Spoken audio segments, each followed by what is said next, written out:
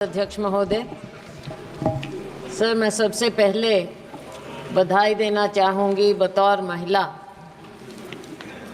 Finance minister को, वित्त मंत्री महोदया को, कि इन्होंने 7 बार बजट पेश किया है, 6 बार बजट पेश किया है। साथ में बतौर कांग्रेस एमपी मुझे इस बात की भी खुशी है कि इन्होंने बहुत बड़ा दिल दिखाया है और हमारा मैनिफेस्टो पढ़ा, जिसे बड़ी मेहनत के साथ हमने तैयार किया।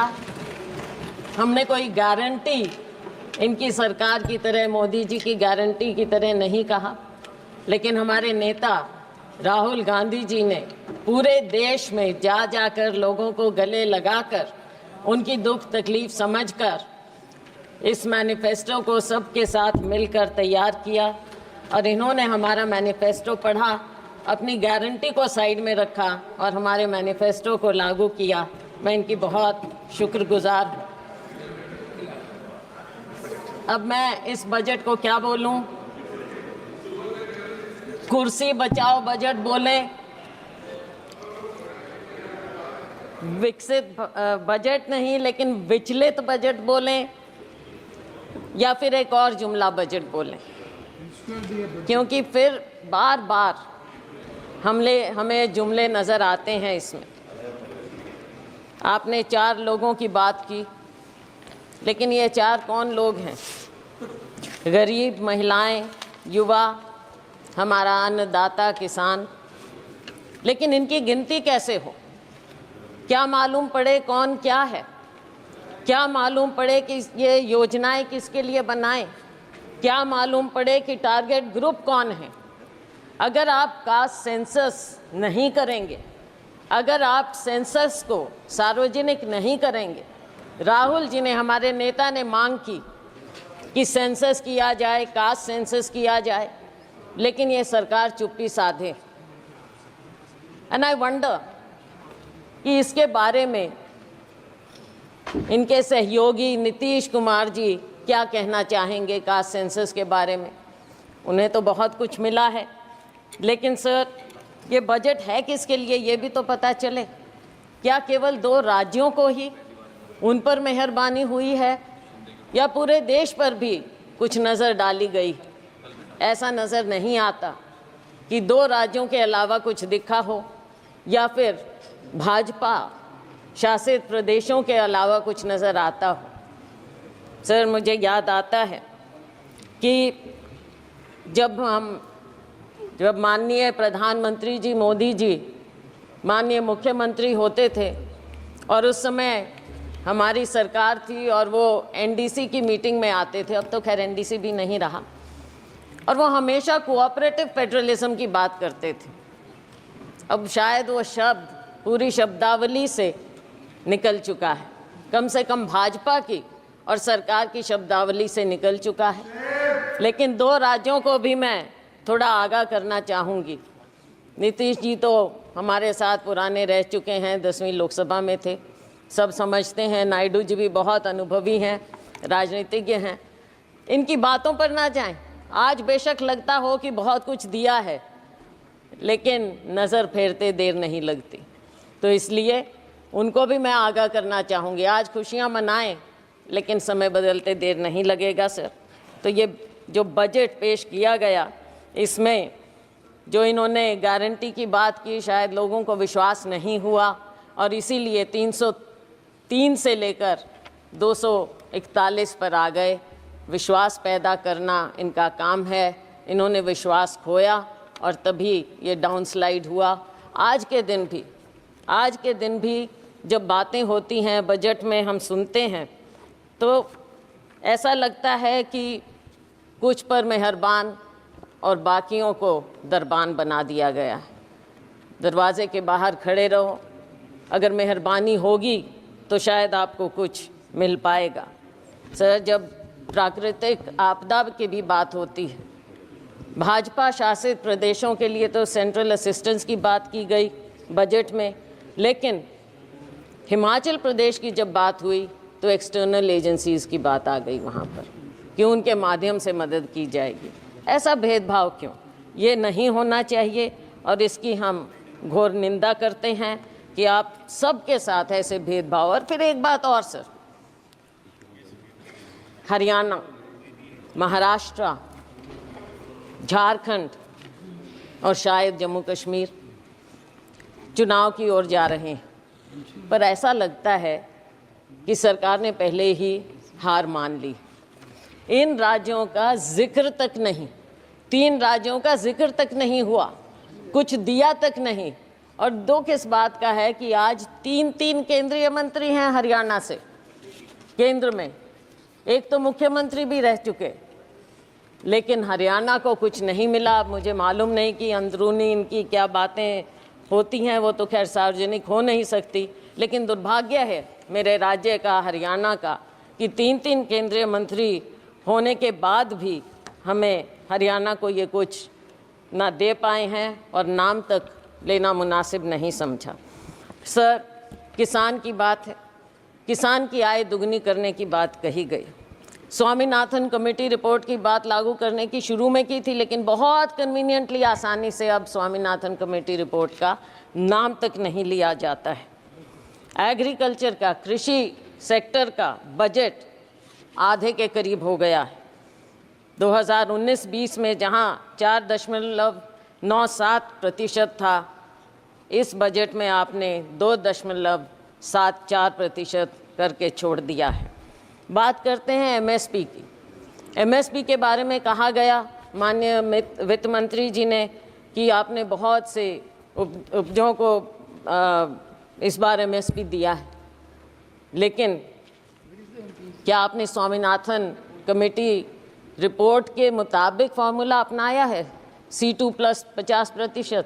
नहीं, बिल्कुल नहीं, क्योंकि आप भूल चुके हैं उसे। थोड़ा सा याद दिलाना चाहूँगी कि बढ़ाने के बावजूद जब हमारी सरकार थी, यूपीए सरकार, उस समय गेहूं की एमएसपी हमने 119% बढ़ाई थी और धान की 134% बढ़ाई थी, लेकिन मोदी जी की सरकार में केवल 47% गेहूं और 50% धान बढ़ाई गई है। तो इसमें पीठ थपथपाने का तो कुछ नज़र आता ही नहीं। आज के दिन इतनी अग्रेरियन क्राइसिस है, खास करके हमारे राज्यों में, लेकिन उसकी ओर कोई ध्यान नहीं है। किसान बैठा रहे, साल से ऊपर बैठा रहा, लेकिन उसकी ओर ध्यान नहीं दिया।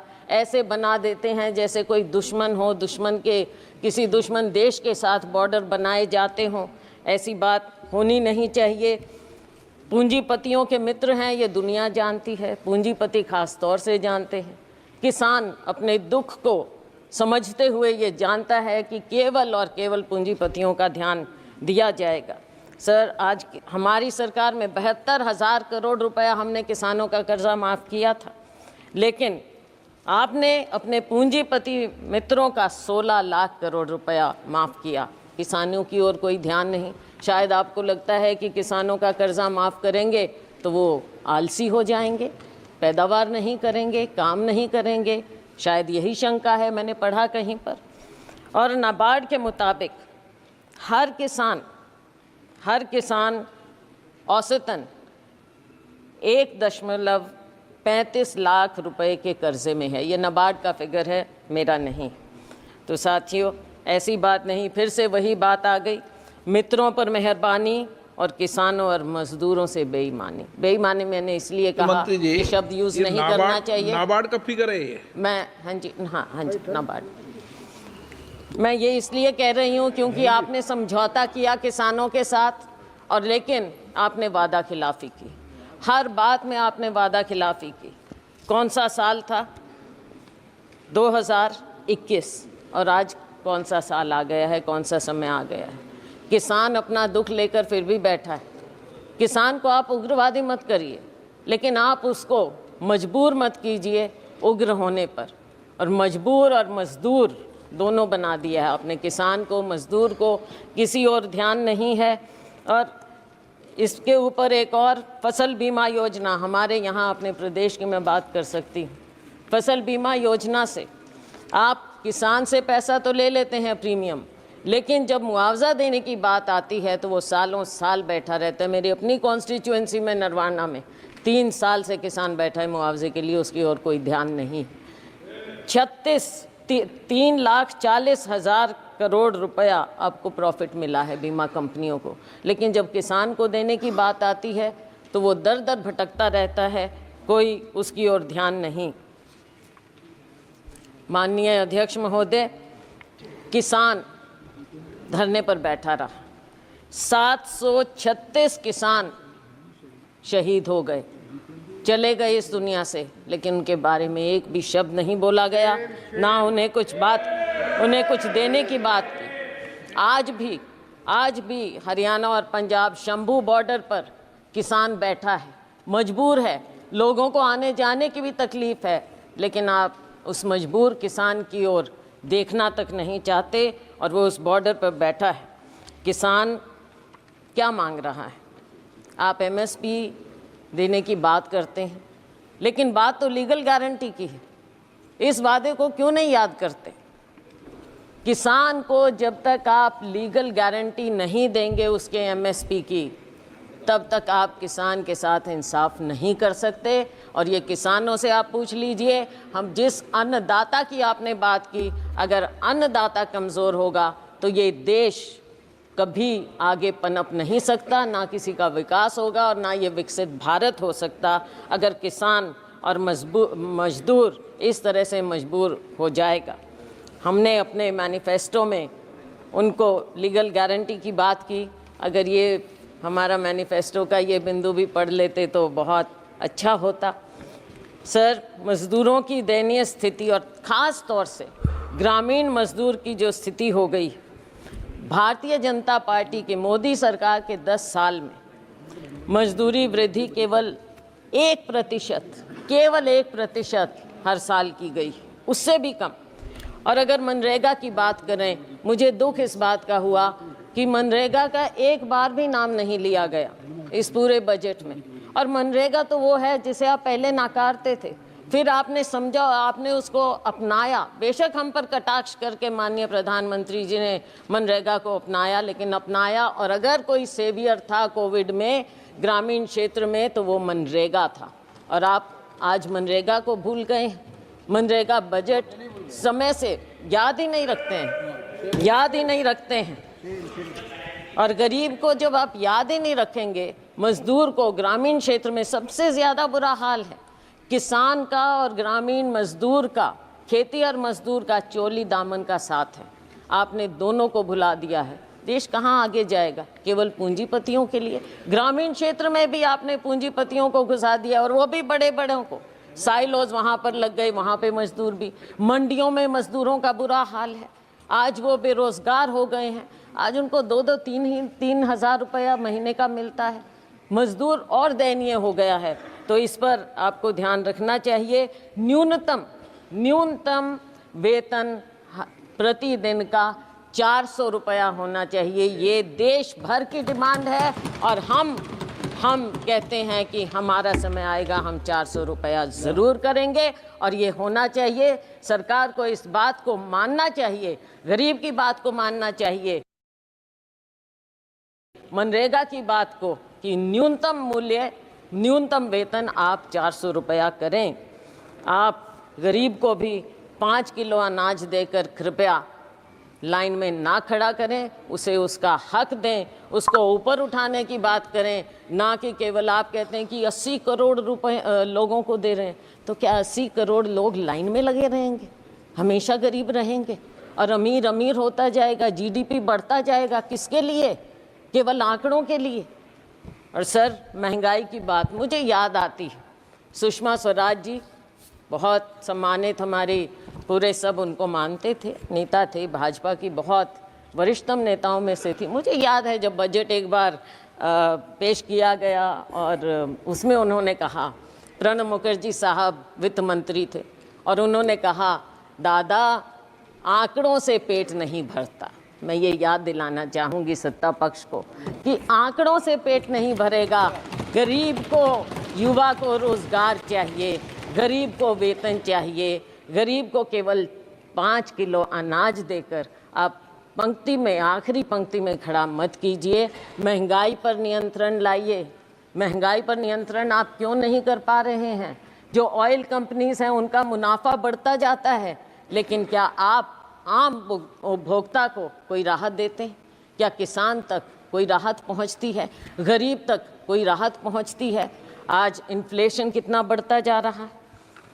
फूड इन्फ्लेशन के बारे में माननीय वित्त मंत्री जी ने पासिंग में कहा कि हम इसका इंतज़ाम करेंगे, लेकिन कैसे इंतज़ाम करेंगे? दाल, आपके सब्जियां सब इतनी महंगी होती जा रही हैं। क्या अनाज केवल एक है? केवल अनाज? क्या गरीब आदमी सब्जी या कुछ नहीं खाए, प्याज नहीं खाए, आलू नहीं खाए, कोई सब्जी नहीं खाए, वो उस तक पहुंचता नहीं? पहुंचता है तो कितना महंगा मिलता है। वित्त मंत्री प्याज नहीं खाती है, प्याज नहीं खाती है। चलो वो तो अपने अपने खाने का अलग टेस्ट है, वो कोई बात नहीं, लेकिन गरीब आदमी तो प्याज और आलू खाता है ना, उसको तो कुछ और नहीं मिलता। My God. अच्छा, तो आटे दाल का भाव पता होना चाहिए। और एलपीजी की जो आंसू आपने पहुंचने की बात कही थी, आज आंसू आपको महिलाओं के, बहनों के नज़र नहीं आते। शिक्षा की हम बात करें तो शिक्षा का स्तर जिस कदर गिरता जा रहा है, मेरे अपने राज्य में प्राइमरी स्कूल सैकड़ों की संख्या में बंद होते जा रहे हैं, और लेकिन सरकार का उसकी ओर कोई ध्यान नहीं है। सरकारी स्कूलों में गरीबों के बच्चे पढ़ते हैं, अमीरों के नहीं। हमारे माँ बाप सरकारी स्कूलों में पढ़कर ऊपर आए थे, और उन्हीं के कारण हम आज यहाँ पर खड़े हैं। अगर आप सरकारी स्कूल इस तरह से बंद करते रहेंगे तो बच्चों के भविष्य का क्या होगा? नीट की बात कही, हमारे नेता राहुल जी ने इस बात को उठाया, और इन्होंने जो कहा, कोई जिम्मेवारी लेता क्यों नहीं है? जिम्मेवारी तो लेनी पड़ेगी, सरकार है। जिम्मेवारी अगर नहीं लेंगे तो देश आपको दिखा देगा, हमारा युवा आपको दिखा देगा। बेरोजगारी की दर दिन ब दिन बढ़ती जा रही है। ILO के आंकड़ों के मुताबिक 2022 में यूथ की अनएम्प्लॉयमेंट हमारे यहाँ 23% थी, चीन में 13%, पाकिस्तान में 11%, सीरिया जो कि कॉन्फ्लिक्ट जोन है वहाँ पर 22% है। तो हमारे यूथ का ये बदहाली क्यों हो रही है? आप स्किलिंग की बात करते हैं, क्या आपने प्राइवेट सेक्टर से पहले बात की? क्या वो आपकी बात को, आपकी स्कीम को, जिसको इतने विस्तार से और बहुत अखबारों में, मीडिया आप कंट्रोल करते हैं, मीडिया में इस कदर दिखाया गया, लेकिन क्या आपने उनसे बात की? और क्या गारंटी है कि एक बार वो आपकी स्कीम का फ़ायदा उठाकर 2-3 महीने में छुट्टी नहीं कर देंगे इन बच्चों की, जिनको रोज़गार मिल रहा है? तो ऐसे कैसे बात बनेगी? हमने तो अपनी उसमें हमारा मैनिफेस्टो पढ़ते तो पहली नौकरी पक्की का वायदा राहुल जी ने किया था, वो सुन लेते। केंद्र में 10 लाख वैकेंसियाँ हैं, हरियाणा में 2 लाख वैकेंसियाँ हैं, उनको क्यों नहीं भरने की बात की जाती? और बैकलॉग है SC BC का, उनकी और आपने बिल्कुल ध्यान ही नहीं दे रहे हैं। बैकलॉग को भी तो भरिए। और अगर ये प्राइवेट सेक्टर इतना ज़्यादा आएगा, वहाँ पर क्या आपने आरक्षण किया है? कहाँ जाएंगे हमारे लोग? रेलवेज़ में आपने जो सबसे बड़े डिफेंस रेलवेज़, यहाँ पर मिलता ही नहीं है, रोज़गार ही नहीं मिल रहा है, आपने बंद कर दी हैं सब नौकरियाँ। तो हमारे लोग, युवा कहाँ जाएगा? स्किल इंडिया का क्या हुआ?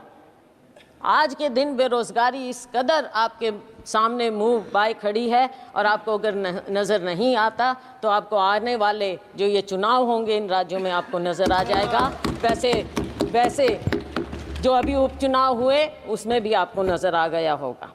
तो साथियों, जब बेरोज़गारी इतनी बढ़ती है तो गलत आदतें भी बढ़ जाती हैं। मेरे अपने राज्य में, मेरे अपने यहाँ सिरसा, हिसार, अम्बाला, पूरे हरियाणा में नशा बढ़ता जा रहा है। कहाँ हरियाणा था? हमारे यहाँ बोलते हैं देशा में देश हरियाणा, जित दूध दही का खाना। लेकिन आज के दिन हरियाणा तो ऐसा हो गया, ऐसा देश हरियाणा हो गया है जहाँ पे अपराध और नशे का ठिकाना बन गया है। कोई देशा में देश हरियाणा।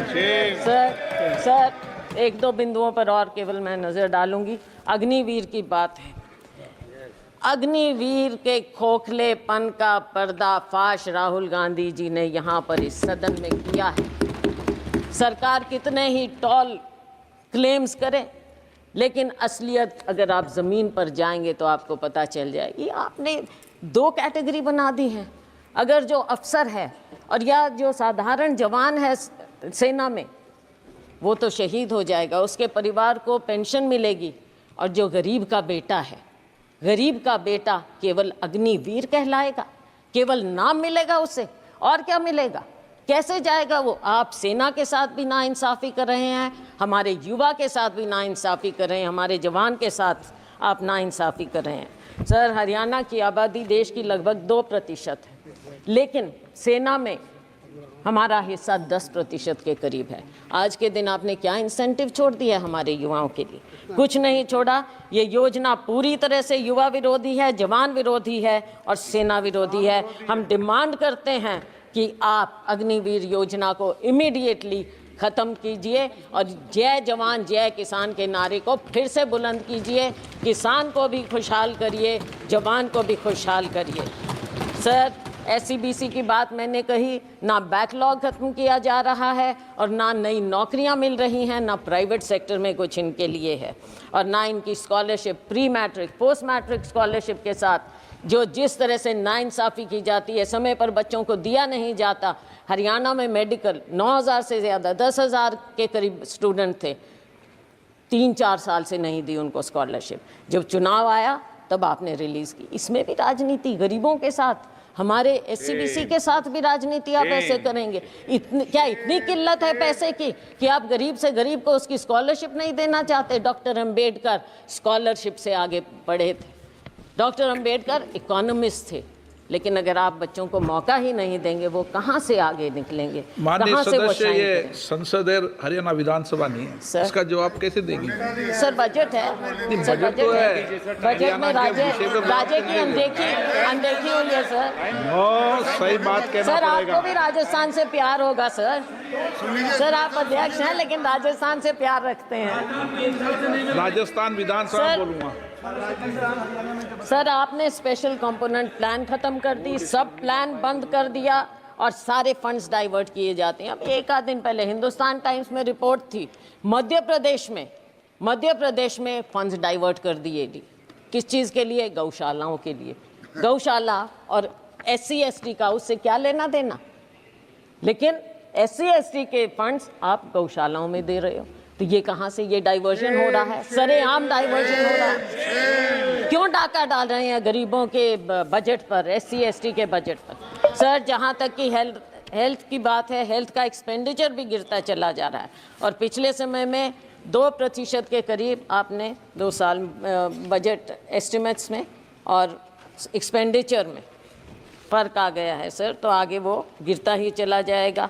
और सर, आपकी कमिटमेंट हेल्थ सेक्टर में कोविड में देखा, लेकिन उसके बाद भूल गए। मैं एक और, आप सर बुरा नहीं मानना, अपना राज्य होता है, थोड़ा सा मेरे को बोलने दीजिए। सर, हरियाणा में माननीय प्रधानमंत्री जी ने फाउंडेशन स्टोन रखा था आयुष यूनिवर्सिटी का, क्या हुआ उसका?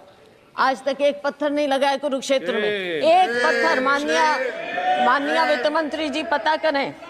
और सर, सिरसा में मेडिकल कॉलेज का नींव पत्थर माननीय प्रेसिडेंट साहब ने, राष्ट्रपति महोदया ने रखा, वहाँ भी टेंडर तक नहीं हुआ है, तो कैसे होगा? ये हेल्थ के प्रति है। आप बच्चों के बारे में एक शब्द नहीं। कुपोषण सबसे ज़्यादा हमारे ग्लोबल हंगर इंडेक्स के मुताबिक 2023 के मुताबिक 125 देशों में इंडिया की दर 111 है। पिछले साल 107 थी, इस साल 111 पर हम आ गए हैं। भूखमरी, कुपोषण, बच्चों के लिए क्या हो रहा है? अब वर्किंग महिलाओं के लिए, महिलाओं की बात अगर हमारी बात सुन लेते, राहुल जी ने प्रॉमिस किया कि हर गरीब परिवार में हम एक महिला को 1 लाख रुपया देंगे। अगर आप दे देते महिलाओं का तो अपने आप उद्धार हो जाता।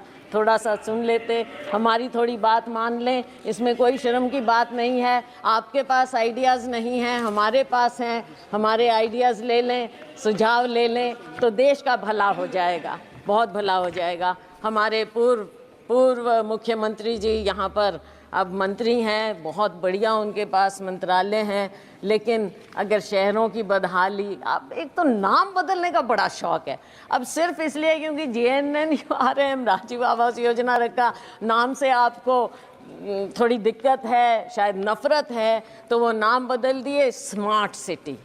अब सर, स्मार्ट सिटी फरीदाबाद में, आप अगर 2 कदम पर है Faridabad, it is an overgrown urban slum. कहाँ से स्मार्ट सिटी है वो? किस हिसाब से? कचरे के ढेर हर जगह।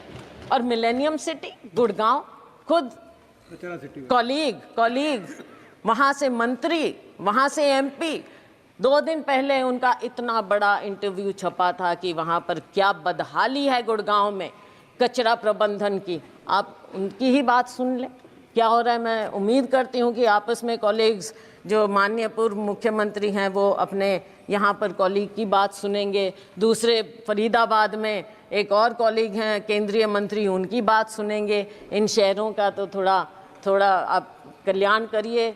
मैं जानती हूँ आप हताश हो चुके हैं हरियाणा की तरफ से, लेकिन हरियाणा के लोगों का 10 साल आपको मौका मिला, कुछ तो कर दीजिए, कुछ तो कर दीजिए हरियाणा का। पीठ मत दिखाइए हरियाणा पे। अच्छा, स्वच्छ भारत का कहीं जिक्र ही नहीं है, भूल गए। वो ऐनक भी फेड हो गई जो गांधी जी की आपने ले ली थी और हर दीवार पर चिपका दी थी, वो ऐनक भी अब नजर नहीं आ रही है। पता नहीं क्या हुआ, वो कचरे में ही शायद उसको भी लिप्त कर दिया आपने। सर, रेलवेज माननीय मंत्री जी थे यहाँ अभी, तो उनकी बात चलो मेरे कॉलीग बोल देंगे, मैं और ज़्यादा समय 1-2 मिनट और लेकर ख़त्म करूँगी। तो रेलवेज़ का भी जो हाल है हरियाणा में डिटेल में मेरे कॉलीग बता देंगे, लेकिन 1-2 बात ज़रूर कहूँगी कि जो उस समय मुख्यमंत्री थे उन्होंने गुड़गांव फरीदाबाद के लिए जनवरी 16 में कहा था, ट्वीट किया था, आज तक कुछ नहीं। बल्लभगढ़ मेट्रो सैंक्शन हुई थी, आज तक उसके बारे में कुछ नहीं, ना कोई प्रावधान, ना कुछ और, ना एनसीआर का ध्यान, ना हमारे राज्य का ध्यान। सर, इंटरनेशनल एयरपोर्ट कब प्रॉमिस हुआ था? 2019 में, लेकिन और 2021 तक कंप्लीट हो जाना चाहिए था हिसार में इंटरनेशनल एयरपोर्ट, उसका कोई जिक्र नहीं, कुछ मालूम नहीं। Sir, nuclear plant Gorakhpur, Hisar के पास गोरखपुर है, न्यूक्लियर प्लांट, वहाँ पर आपने एनर्जी के बारे में काफ़ी कुछ कहा है, खुशी है हमें, लेकिन उसका क्या हुआ, उसका भी थोड़ा जिक्र कर दें। किस स्टेज पर है, कब शुरू होगा, कब हम देखेंगे, कब हमें वहाँ से बिजली मिलेगी, उस न्यूक्लियर प्लांट का भी कुछ बता दें अगर माननीय वित्त मंत्री महोदया, तो पता चलेगा। तो सर, बस मैं अंत कर रही हूँ सर, 2 मिनट में हाँ, डॉक्टर मनमोहन सिंह जी ने उसको जाकर उसका फाउंडेशन। तो सर, आज के दिन कोई और कुछ बचा नहीं है। यूथ ने आपको पनिश कर दिया, महिलाओं ने आपको पनिश कर दिया, आपने हमारे किसानों को इंसल्ट किया, उन्होंने आपको पनिश कर दिया, अग्निवीर ने आपको पनिश कर दिया। लेकिन सर, बहुत दुख की बात है, आप फिर भी नहीं सुन रहे हैं। और सर, हम आपसे केवल, माननीय प्रधानमंत्री जी अगर इंटरवीन करें, हम केवल ये चाहते हैं देश के लिए, देश को बताइए कि आप कुछ सीख ले रहे हैं, जो आपको दिखा रहा है देश एक दिशा, उससे कुछ सीख लें। अग्निवीर स्क्रैप करिए, एमएसपी को लीगल गारंटी दीजिए और फार्म लेबर को, हर लेबर को 400 रुपया प्रतिदिन आप कर दीजिए, वरना आपका वही हाल होगा जो बाकी देश ने आपको दिखाया है। आपकी सरकार हंसते रहिए, केवल ऐसी हंसते विदाई हो जाएगी स्लोगन पर, ये स्लोगन्स की सरकार है ना, ये स्लोगन्स की सरकार है। तो आपका आखिरी स्लोगन ये है कि कुर्सी को बचाओ, मित्रों पर लुटाओ। बहुत बहुत धन्यवाद, थैंक यू।